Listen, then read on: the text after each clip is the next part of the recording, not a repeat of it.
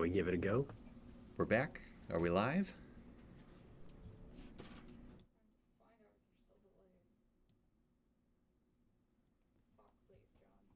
Okay. I think we're back. We're giving it a round two.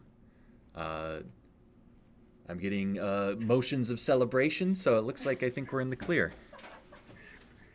Oh, yeah. Wow. Okay. Well, We didn't expect this stream to focus on quality assurance, but look at us. We got programming on deck and quality assurance taken care of. Cool. Well, should we take it briefly from the top, John? For purposes of the VOD, I don't think we need all the heartache. So why don't you say hello and we'll get into it. yeah, definitely. So my name's John Mikula. I am here representing Graphite Lab, a video game development studio right here in beautiful St. Louis, Missouri. Uh, I am the creative director on Mr. Run and Jump, a game we've been developing along with our partners at Atari. Um, it is a precision platformer, fast paced. We don't have it up on screen just yet um, because we are doing a kind of behind the scenes kind of dev stream showing off kind of the tools and some of our processes that we use to make levels and make the game. But that's us. That's here right now. But Matt, why don't you introduce yourself? Hello, everybody. Matt Raithel. I am the studio director of Graphite Lab. I was the EP executive producer on Mr. Run and Jump, and I'm excited to have you guys here. It's always fun for me to get into the behind the scenes because I don't know if it's this way for you, John, but some of the mystery and majesty of what it is that we do. After you're doing it for 10 years, I'm almost 20 years now. I think it's always therapeutic to go back in and just really talk about what we do because it's such an interest to so many people that I talk to of how do these games get made and how do you come up with this kind of stuff. So I'm excited to see what you're going to show today. I, Um, I couldn't agree more. I think it like seeing behind the scenes stuff. I think is part of what made me want to get into games. I think in the first place. I remember sure. my copy of God of War 2 had like a second like disc of like bonus stuff, and they would have Yep. like interviews and you'd see like people's screens, and you'd see like 3D meshes, and they'd kind of like be showing that kind of stuff. And Totally. yeah, kind of that is kind of what we're trying to capture with some of these streams. Give you a little peek behind the curtain, and yeah, for our viewers at home, try and you know be that inspiration, for for So, so you're gonna compare us to God of War then? Is that what's happening here, John? hell yeah. Oh, I shouldn't have said a swear.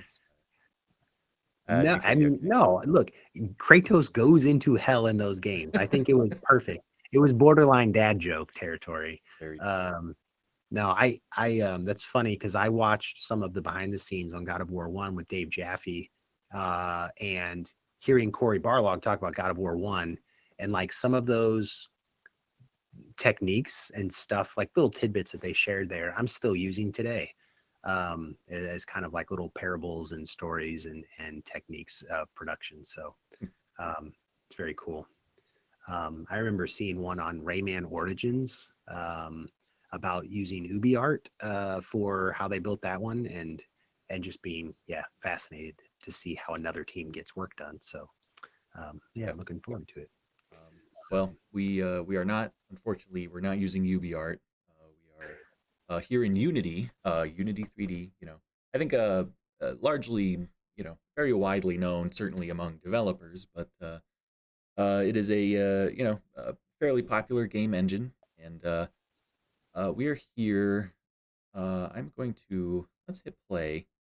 I'm here not in an actual level of Mr. Run and Jump. I'm here in the scene, the test environment that I would use as I was kind of testing features, trying to set up the values for that control Mr. Run and Jump's movement, his jumps, defining the feel of the game, or or we call them kinetics, right? The systems and the motions that kind of drive the player's physics. So here we are. Uh, those who have seen our streams in the past will note, there's no background, there's no nice scenery. Uh, we're very much in a void here, with just some weird scattered. Here's Mr. Watch and Learn, our tutorial character. Here's some like bounce pads. Here's just a pit that I use to kind of test like wall jumps. Um, but so I figure, for the first part of the stream, we'll kind of hang out here and kind of just poke around, and I'll show you kind of how the tools that we use to kind of set this up, the tools that we use to kind of like you know draw the motions of how Mr. Run and Jump moves, and all kinds of fun stuff like that. Yeah. Um, So if I was like level designer 101 and I just got in here and I was like, oh, all right, how do I teach me, John? What do I do? Like where would you start me from here? I think well, here the first thing I want to do is we kind of tease this last stream, but I'm going to um, all the glows and kind of like our nice bright colors are driven by post processing, which goes over kind of it goes over the frames that are getting rendered out by the game engine, and then applying an effect to make it nice and bright and glow. I want to. I'm going to actually turn that off. We'll see what the game looks like just in its rawest form.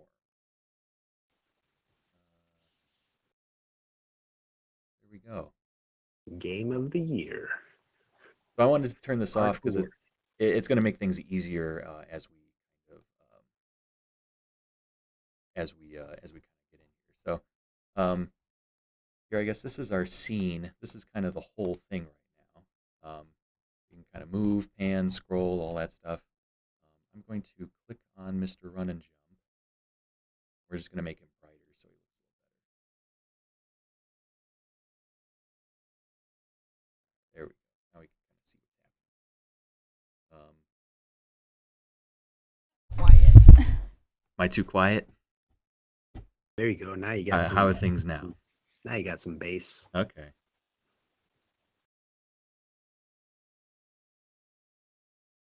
All right, one moment. While we're Filters. tweaking mic settings. Alrighty. So we got us kind of in our blank environment. So the first thing I think, here maybe this has changed. I think when I was coming up, when I was in school and I was learning how to make games for the first time, I think I was thinking about this. I feel like there was maybe a perception that platformers were kind of like, easy money in a way. They were kind of like baby's first game. And really, I think there are ways to kind of down and dirty, like make a platformer, like just, But if you want to make like a really good feeling platformer, it takes a lot of finesse and a lot of different kind of things running behind the scenes. So in that way, I would kind of think about our different move set, and you have to kind of pay a lot of attention to how like jump arcs, which involves like how high a jump is going to go, how far is it going to go, and then like the path that you take to kind of get there. So some of the first tools we made at the start of Run and Jump were we have a grid here, which kind of shows us our nice tile grid, and this gives us a nice way to kind of see, because we think about our jump arcs in terms of like how many tiles can the character move and cover, through our various jump states. Sure. So we use this kind of in combination with ghosts, that we call them. And with ghosts, as I move, you can kind of see it takes the frame of our character and leaves like a little copy of it. So You should totally call that solitaire mode, John. That's it's like Windows solitaire cards bouncing down. that's It exactly looks what pretty it is. sweet. Yeah,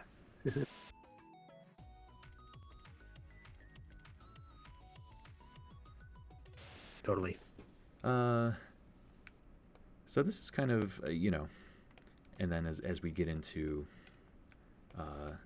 our different kind of jumps and things like that, the shape of a lot of these movements I think was something that I paid a lot of attention to.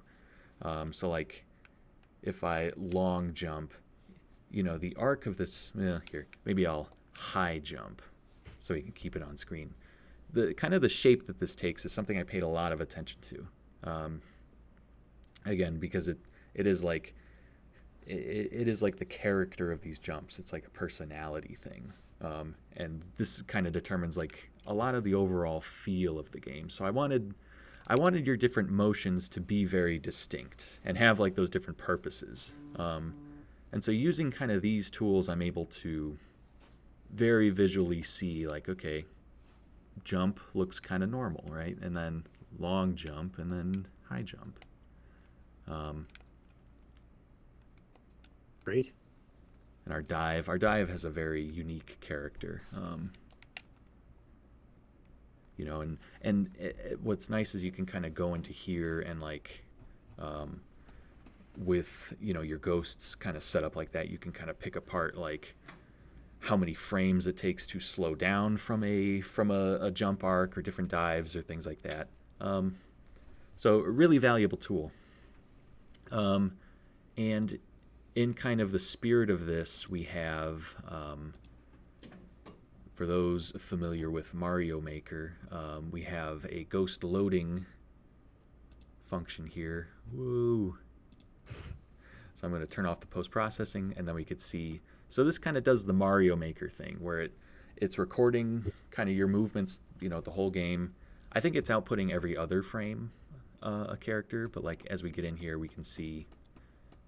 It might make a little more sense to we were just kind of moving chaotically, but you can do things like as you're building a level and testing it, doing being like, okay, I'm gonna jump into the void here and then see just like how far I'm able to jump and then kind of build the level around kind of your jump arcs like this. Yeah, it makes sense. Looks super helpful. I've only had a role as a level designer on a couple of games, but we just didn't have this flexibility of these tools, and it took a long time to iterate without this type of stuff. So I think, yeah, super helpful to have this kind of thing That's available. that's the thing about Mario Maker is such a very like powerful tool. I think Yeah, that really we probably could have stood to look at it for inspiration more. I think as we were kind of developing the game, but this yeah, is kind of our taste of it. We also have uh, these isolated kind of guides for our jumps here. I could turn that on. So what I did was I took some of those frames and I made like these kind of templates to be like, okay, here's a normal jump. And then what I could do is I can like position these around a level I'm making and kind of be like, okay, like in case there's any question of like, can I make this jump? Can I, sure. do stuff like that?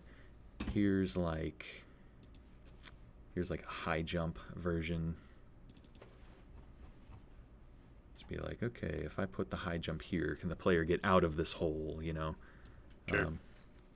Kind of fun stuff like that. Super helpful. Yeah. Yeah, I remember this is kind of like another like back in the day story, but we really just had to like count tiles, and it was very tedious. And I don't think there's anything that prevented us from doing it this way, but it's kind of how the industry works is like once you start kind of cracking the code on a few of these best practices, it really helps other developers that come later, try and be more efficient and do things, focus more on the creativity versus just the iteration. Neat to see. Yeah, definitely. Um, and then here's another kind of fun thing. I think it was at the very beginning of the game, as we were very, at the first time trying to like hammer home like uh, what it feels like to control Mr. Run and Jump. The game is based on a, you know, classic 2600 version of this game. So here, we have like classic Mr. Run and Jump. And so what I did was I took kind of a short video of me jumping in that game, and then I kind of did like this blur effect to just kind of like show me the same kind of jump arc in, classic Run and Jump. And then as Yeah. I was,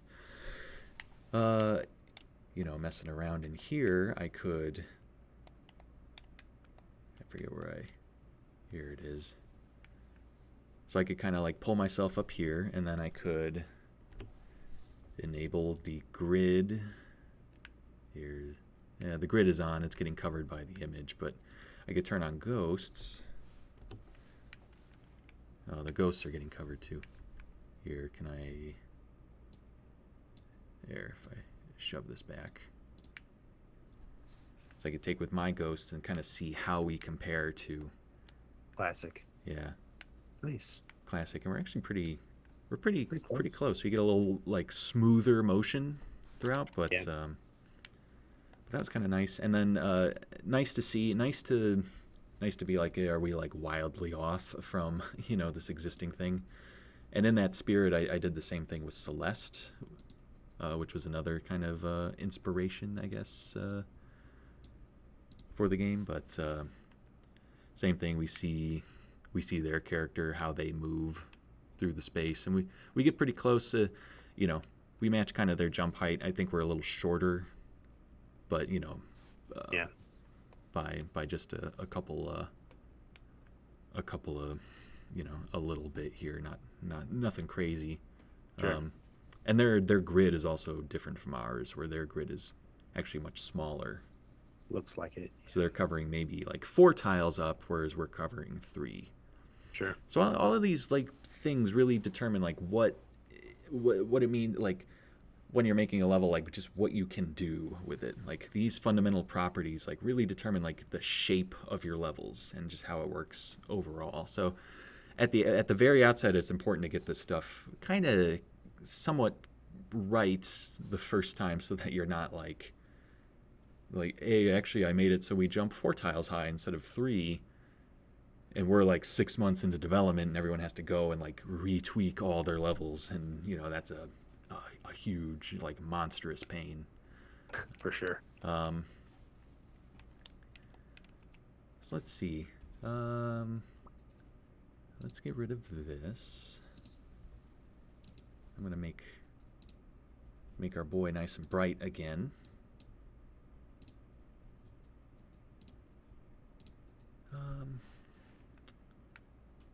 So let's see. Here, maybe we'll get into. Well, here, how about while we got it running, why don't we let's put in an enemy. How about that? Ooh, I like that idea. Here we have. Our friend the Skulkin. That's right. Here's this. Oh, here, can I do it while it's running? Ooh, actually, I might not be able to do it while it's running. Here, we'll turn it off. We'll get rid of these guys. And yeah, we'll take a skull. We'll just plop them right here.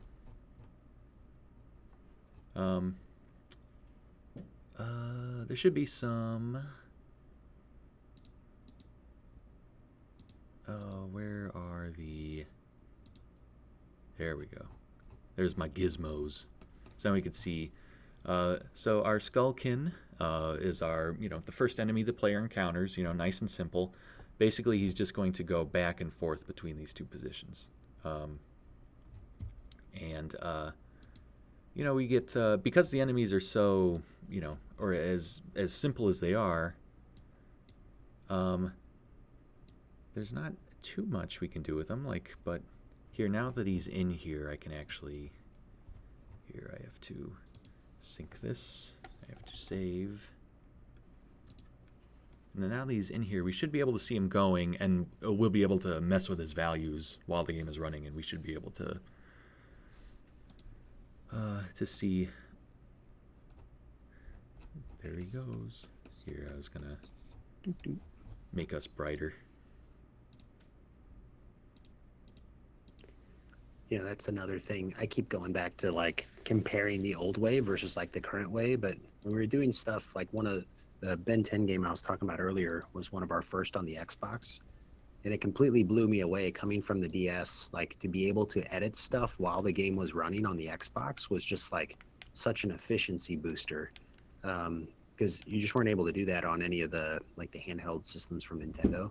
And it's something that I'm certainly appreciative of present day is just the speed at which you can iterate in tools like Unity, and just kind of see this stuff change variables on the fly. It's really pretty awesome. It is something I think when you get into it, when you start getting into game development, it's something that it's just so fun. It's so impressive. You're just like, whoa, like, I don't know. I guess my I was trying to make him brighter, but maybe I'll just no, I should be able to. It's something that like you just, like I think before I was getting into development, I'm like, I'm not sure how, I can describe like what I thought the process would be, but I'm like, whoa, you could just like do this stuff while it's running. Like it's kind of crazy. Yeah. So we have a few variables we can tweak. We have, let's try just, can we give them a little more? You know what, velocity, there might be some here. Okay, there we go. Yeah. Yes. Mr. Run and Jump Deluxe. Hardcore mode. Adrenaline Edition. Please, John, let us do a crossover with Fast and the Furious. Yeah, no kidding. Mr. Run and Jump Tokyo Drift. Wow. Yeah, let's get us over here. So some of these values take a gentle hand. I went from 0.1 to 0.2. Let's give it 0. Phil's gonna have to animate a vomit animation. The skull can just gonna be yakking everywhere. No kidding. Here, what's make him a little here, nice and slow. Here, maybe a little faster. I think wait frames will make it so he will. Yeah, he'll make it so he pauses here before turning. We didn't wind up doing this. It's closer to the original game that they just keep, kind of moving like that. So some of the stuff is a little like was kind of exploratory. Is putting in stuff like, what if we want him to wait? It opens up, simple things like that open up like big possibilities for the type of like obstacles you can create in the game. Well, this is a nuance. Like the animation has time to process. It's a little more realistic, like to have the character stop and turn and such. Mm-hmm. But if that slows down gameplay, it's kind of a fundamental of Graphite is, put the design and mechanic feel first. We try to make it look as good as we can, and we try to make, everything else come together. But, if you got to wait for the thing to stop and turn around and that just doesn't feel good in gameplay, like, we put the gameplay first as much as we can. So, but yeah, like as an animation, it's, very interesting to see it pause, turn, and then come back. Yeah. But we don't see very many diagonals, do we? There are a few. Just not as many. I think it winds up being, it's another thing of like when you're placing enemies, the clarity of an obstacle, like, straight up and down or straight across just winds up being, I think, a little easier to process from the player to know like where those danger zones are, as opposed to something like kind of a funky angle like this. Right. We'll wait for him to catch up. Sure. So I think just kind of naturally we wound up steering. We didn't have any hard rules against doing kind of non like 45-degree increments, but I think just naturally we wound up kind of staying away from some of that stuff. Yeah, and my like in some of my design discussions, like we want games that have a bit of predictability to them. Like you want kind of that dependableness. And I found that that makes players really have like a dialogue with the game, right? Like they know that when they press the button, the character is going to jump. They know it's going to move a certain degree. But as you take away some of that dependability, it's harder to get good at the experience and to practice the experience. Um, so I'm with you on that. Oh, geez, I broke everything. I gotta turn it off and turn it on again. But oh, I guess here we can. Here, maybe one more enemy. We can pull up our friend the bullfrog, which is the other enemy we kind of have introduced. Your already. friend, the bullfrog, John. Me and the bullfrog. You don't make assumptions about our camaraderie. Oh, come on! Look at him. Look at him. Pretty cute. It might be one of my favorite enemies that we got. We'll make him white just so he's nice and bright. And yeah, these guys obviously they'll. We kind of define these kind of positions that he'll jump between, and then we kind of give him a value to kind of make these kind of nice smooth arcs. So let's see. I have to click on this, and then let us. Here we have our jumping nodes. So we have 2 right now. So I think that is so his starting position is the first node, right? And then so the second 2 are these 2 right here. So as we kind of okay, so that's the tangent value here is determining like the shape of his arc, and then the target position is actually like where he's going to jump to. This is a good example of like that lack of predictability, because if he does this wild thing on the first jump and then a different one on the second jump, it makes it super difficult for players to know what's happening or predict what's happening, and thus it makes them like untrust the system in a way, or distrust the system. But it is probably fun to watch. Let's see what happens. Yeah, let's give them something with this work of art. Something so crazy you will not see this in the game. Oh, I might have to let's see if this works. Whoa.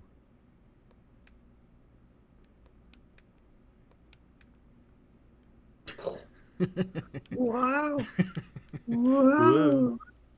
See, like you can't, you're like, I have no idea where he's going to go. So this is an extreme example, but I think pretty helpful especially for developers just kind of studying this process is, you want those you want variable patterns. Like you want a lot of variety of the patterns that you see, but the ones that you do see, I found, are most satisfying when you can kind of predict, plan, and then prepare on how to get past them versus like this insanity. So we have speed is controlling how fast he moves through his arc, and then we have hop wait frames, which will control how long he waits there. So let's just make something. There we go. That's pretty. I'm gonna say that's hopping, but that's too much. That's too much of a dad joke even for me.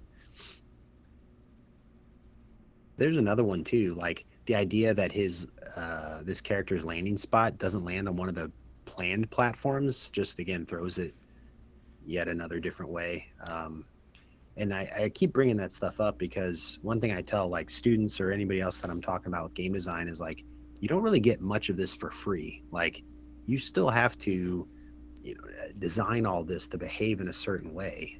So if you as a designer, as a level builder, as a programmer or whatever, don't make these choices and don't declare these things, it's really tough as a team to build all this stuff out. Yeah. I broke everything again. But that's okay. We'll stop there, and I think maybe we'll here I want to get into maybe just some like how we go about painting painting our levels. How about? And then after that, maybe we'll dip into a little speed running. We'll get back into the real game, and I get to see if I can beat your scores that you've been setting the last 2 streams.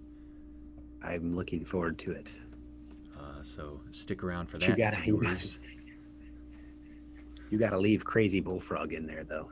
On your Hey, man, that's not fair.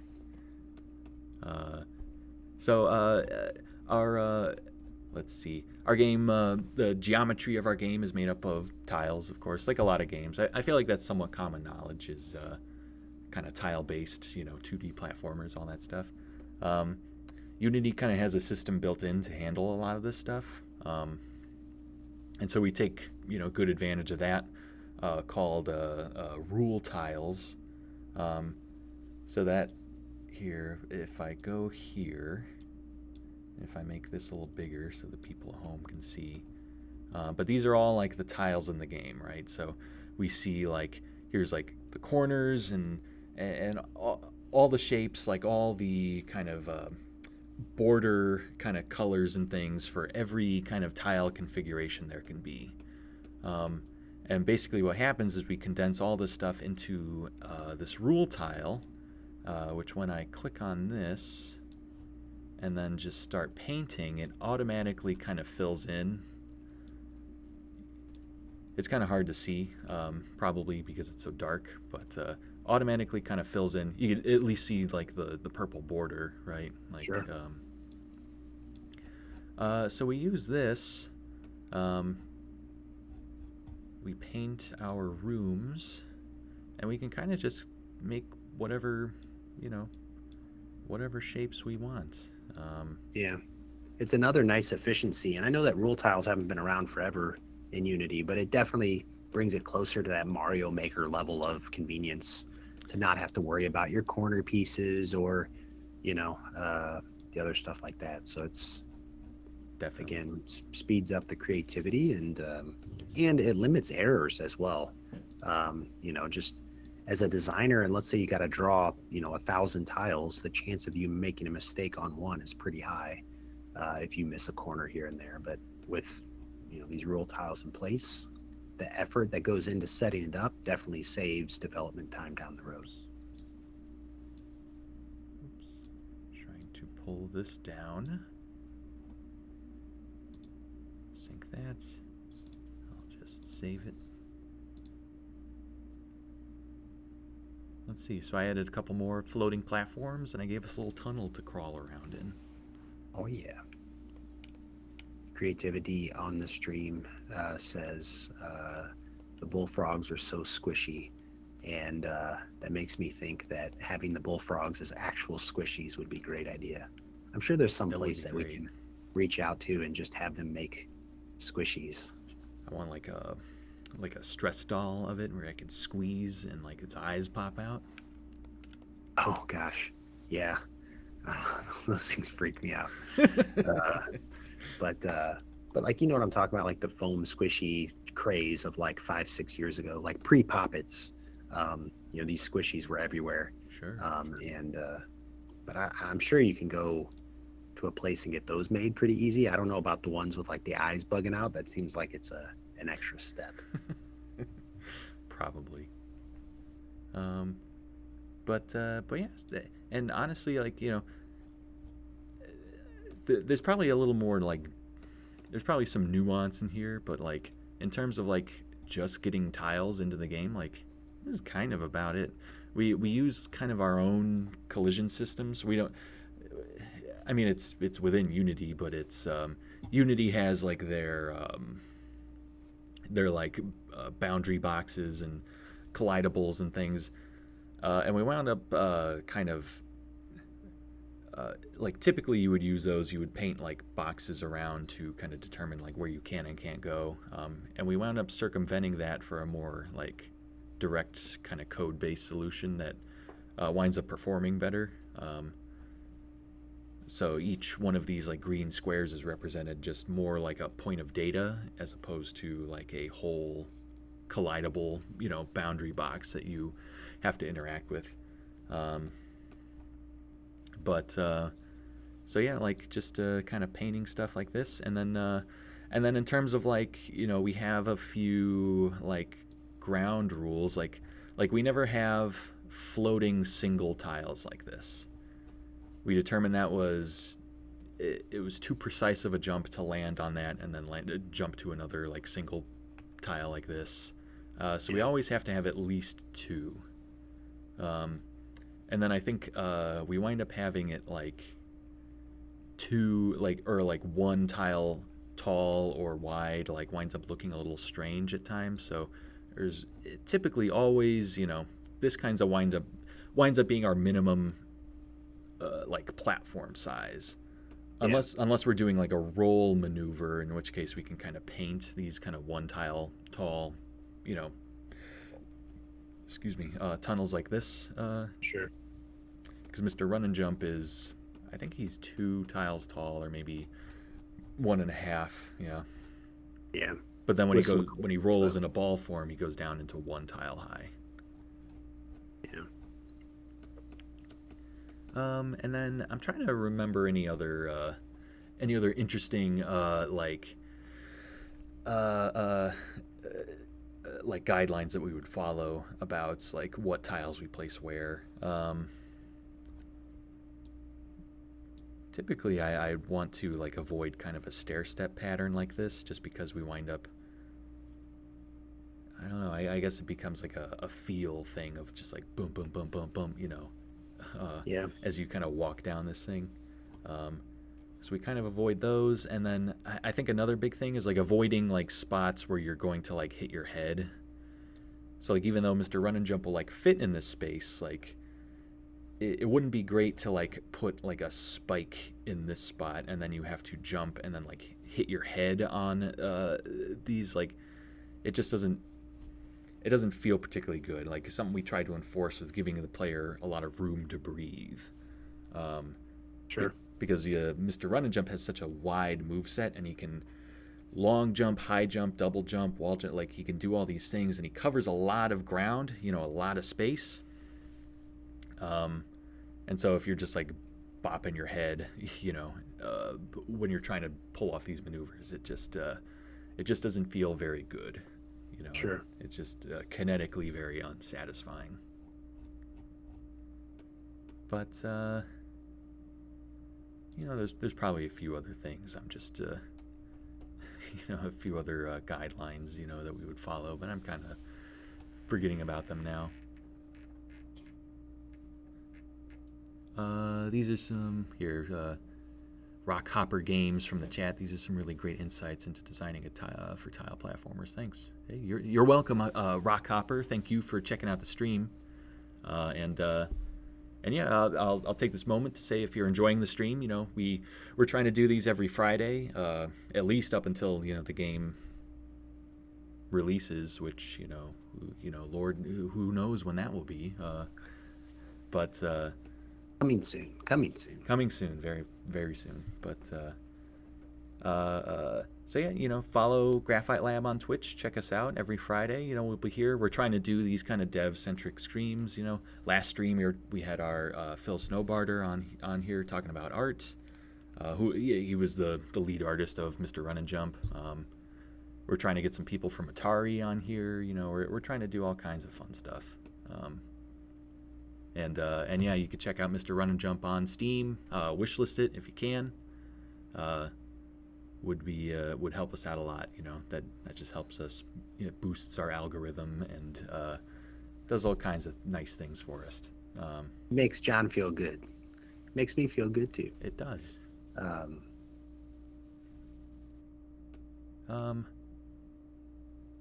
So Matt, I don't know how you're feeling. Do you want to?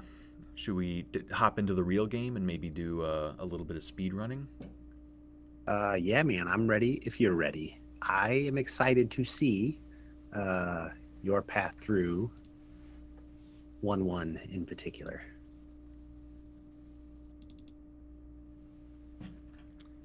We just pull up. You see the Atari logo there? One of the best. Fuji logo. Here is it okay if I turn it down?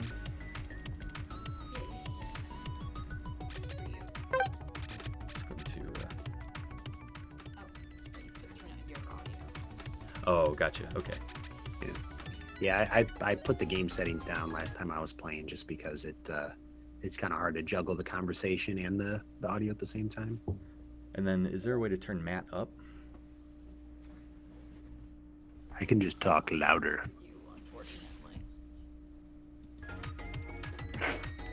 Gotcha. Okay. Test 1 2. All right. You'll be. A test 1 2. So Don't worry, Matt, John. you're a little quiet on my end, but the stream hears you just fine. So. So don't blow the mic up. Okay. I will keep the Here, normal volume. You don't want to hear me anyway, John. I shall just be laughing and. I think maybe I will just pump the music down a little bit. Yeah, you can, I mean, you're all good. Those jamming tunes. I should say, in the spirit of friendly promotion, music and sound by our good buddies, Fat Bard, St. Louis sound team. Sound really good. All right. All right, 1-1, John. Let's see what you got. Here, let's set the benchmark. Okay, so 58 seconds. All right, so can I get below... Here, I'm going to pull you back up. Oops. 58 is a leisurely stroll through Violet World. It's like nothing. I was sipping tea and eating biscuits, while going through that time. We'll see about that. Arf, arf. Go leap go. All right. Well, here we'll just kind of here's Just kinda- in case anyone's tuning in for the first time. This is their first stream. This is Mr. Run and Jump, actual level 1 right here. And we'll just kind of take a leisurely stroll just to kind of get our bearings, right? Gotta knock the dust off of the skills, John. Exactly. We already kind of showed off, your variety of moves here in our test scene, but we'll just kind of screw around. We'll do some long jumps. We'll do a roll here. Nice and simple. Here's one of these skullkin we were looking at. John's trying to play it off, but this is the best that John can play this level. This is his top. He's narrating himself to draw attention away from the fact that this is as fast as he can go. We'll Yeah, see Rock about that. Hopper. The environments are fun, man. They're you should check. We'll get the VOD from the last stream up if you didn't catch it, but we talk a little bit about how the environments were built and how they follow like the colors of the rainbow, and how we start with a more a softer feel in this one, but as you go through the other worlds, they get more and more intense and more dangerous and so forth. So that's Phil Snowbarter, Phil Snowman on Twitter, who led a lot of this. So yeah, check it out and give him a follow. Yeah, that was a good stream last week. VOD should be up sometime next week. Yeah. So check it out if you haven't already. So here we are. We got some nice spikes, nice and easy getting through there. Going through a Pop little up fast. here. A little fast, John. You're going through a little fast. Am I? Slow it down. I think you're on a solid 10-minute pace. I'm trying to set a baseline here in case anyone, and we just start whipping through it, True. people got to know what they're looking at. You just want to, you want to put. Well, you didn't even hit the time attack on this one, so Nah. this is. I think it should still show me when I hop into the portal here. Oh, right. Yeah, So a nice 2:17. 2 minutes 17. 97 frames in there. I think we can trim that down a little bit. You speak for yourself, John. I'm not so hopeful. All right, let's see.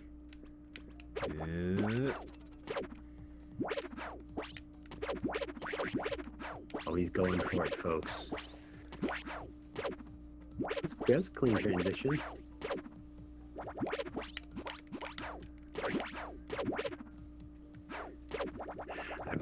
I'm not going to mess with you, John. You just do you.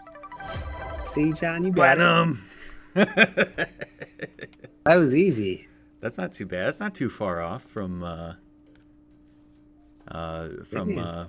Yeah. 58. Yeah, no, it was a good one. Actually, there were a few wall returns there that you wall jump, dive, wall jump that I think actually saved a few frames in there that I don't do.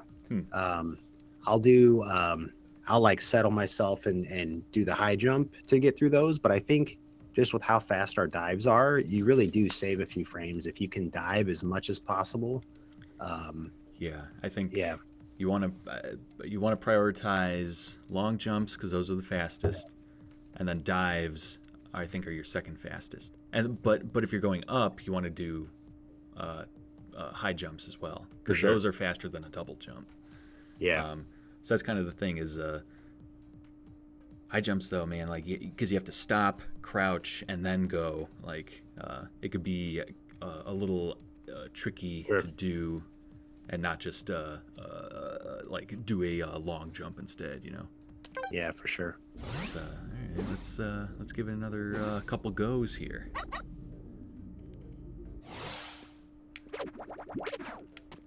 I feel like there should be a way to do like if I could get a long jump into the save a couple frames like just getting the Sure. timer there. Oh, no, Yeah. no.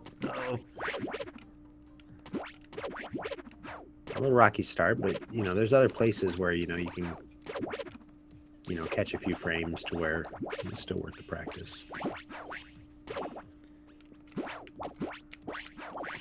I could do that was a good sprint through that. That was nice. There, that's what I like to see in that room. I think it could few frames on that room, but otherwise I think that's about the best that can be done. Yeah, that move right there I think is faster than what I used to do. That's nice.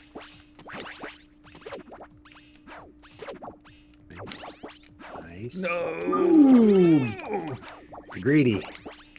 But you got to try that kind of stuff, right? Like that's how these best runs get made, is just trying out those little maneuvers here and there. Like that thing, like that was pretty wild too. If that would have connected, if you'd got to that second platform, I think that was a second save. That would be great. Yeah. Not quite as good, but I think there's some. We had a few bumps at the beginning. There's some stuff in there I think that could be mined. Yeah, let's go one more time. Give it one more time, John, and then we'll give us some suggestions on who to raid in the chat. We always need somebody to send our flock to. So if anybody has any of your favorite Twitch streamers that you want us to check out, we need raid targets.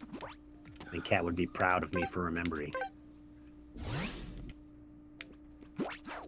She is nodding approvingly. Awesome. I can be taught. I can learn.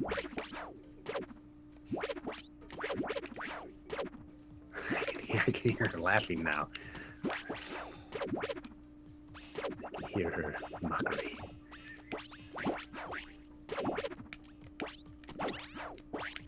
Whoa, man. That's one of the hardest streams to get through. Like, there's not a perfect flow there. You're going to pause somewhere. I know. I just haven't found out the perfect way through it.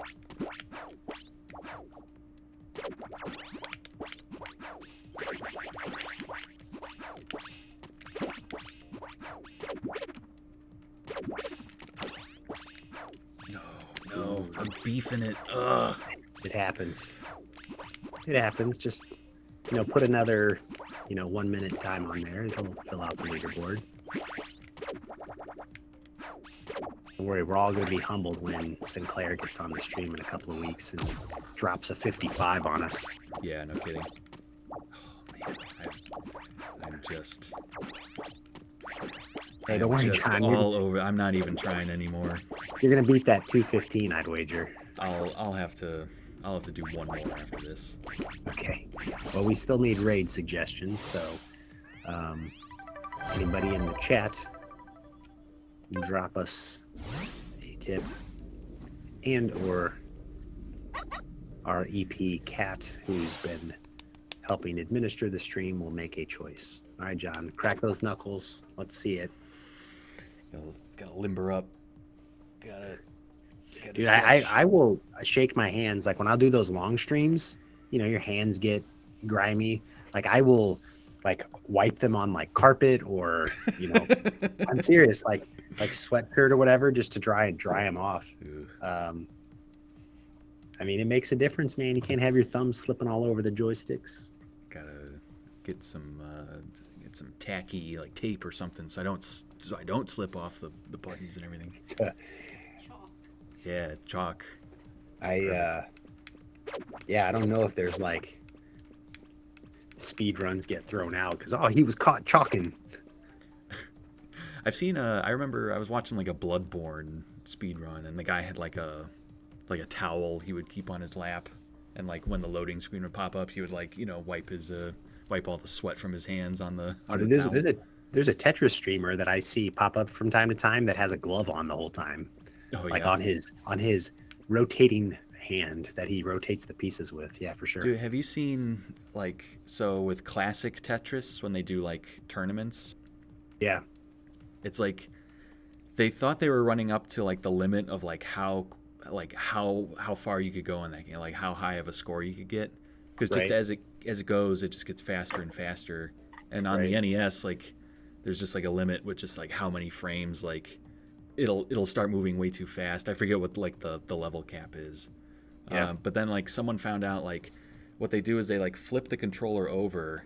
That's what I'm talking about. Yeah, this guy uses a glove and he taps on the he wraps his hands like on the back and like he flips the controller against his fingers versus the other way around or something. Yeah, it's nuts. It's something I guess it's like a drumming thing, like where instead of like bum bum bum like hitting with one finger, one input over and over, it's like you hold your finger in place and then like wrap and get your four fingers going, so you get like four times the speed that way.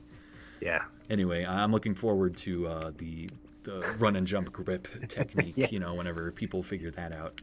Plays with the controller upside down. That's exactly it. Here I'm stalling. I'm psyching myself out. So let's just go. Here we go. The final run of the night. I already beefed it right into the wall. You got it, John. Let's see it.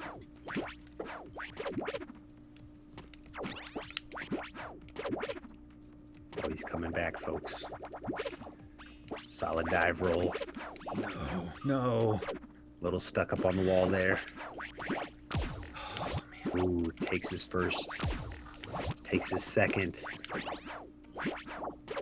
It's like thinking about it, like it's a slippery game. Is how I would describe like the movements of run and jump is like you do kind of like you slide across like walls and floors and it's just like when you get it and you get in the rhythm of it, you're just like gliding across the level like you're made of ice almost. As opposed to like other games which would be a little more like friction heavy. Yeah. You said slippery. I was going to make a joke about slipping into despair after a run goes bad, but no, it's very fluid, right? The people that we've seen play it and share, I think it's very fluid and feels like it wants you to keep going, which is good. All right, nice opening, John.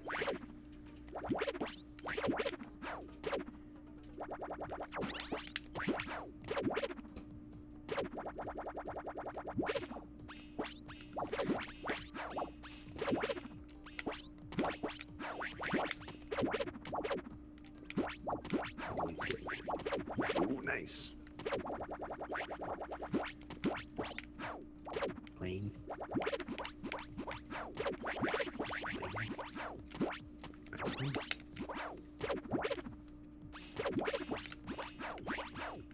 Ooh, I like that. Ooh, I like that. Barely even touched the ground.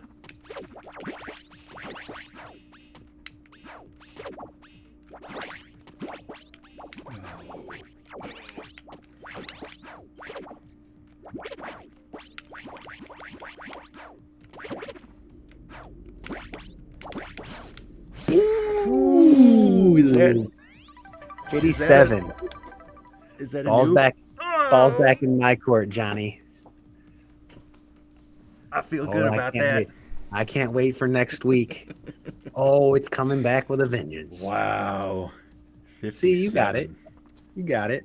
See, we were making jokes like, oh, 55, that's impossible. But I think because I felt like that was almost like a pretty sloppy run. Like I feel like I could Yeah, no, have. you had 2 or 3 seconds in there. You had some walls hit and stuff. Like I I want to say Sinclair. I keep referring to him. He's one of our testers, Matt Sinclair, on this game. I want to say he was pushing down in the 53s. Um, Wow, yeah, so it's I crazy. think there's still 5 seconds to cap. Easily a 55, right? Once I when I flip the controller over and I'm doing the Tetris grip, I'm wrapping the buttons like we can get down Yeah, to like sub 50 easy. I like the ambition. All right, Kat, do we have a raid target? Raid target cat. I have two options. Team Vash, three options. Kat gets to Three choose. options are Team Vash, CM Griffig, or Elemental Legion. Choice is yours. When in doubt, pick the first one. Uh, I don't like choosing. It's too much responsibility. I guess Team Vash because I was planning on them earlier. Okay. Cheers. We're going to throw it over to someone named Team Vash. Yeah. So I'll take this time and just say thank you everybody for watching. And thanks Rockhopper Games for being in the chat. I see you. I was so focused on I didn't see you cheering me on there for a second while I was playing, but we'll like I say, follow Graphite Lab on Twitch. We have Graphite Lab on Twitter, on Facebook, we have a TikTok. I think we got something everywhere. Feel free to search for us. Wishlist Mr. Run and Jump on Steam, and check us out next Friday. Same time, 5 p.m. Central Time, and. Yeah, I think we're good.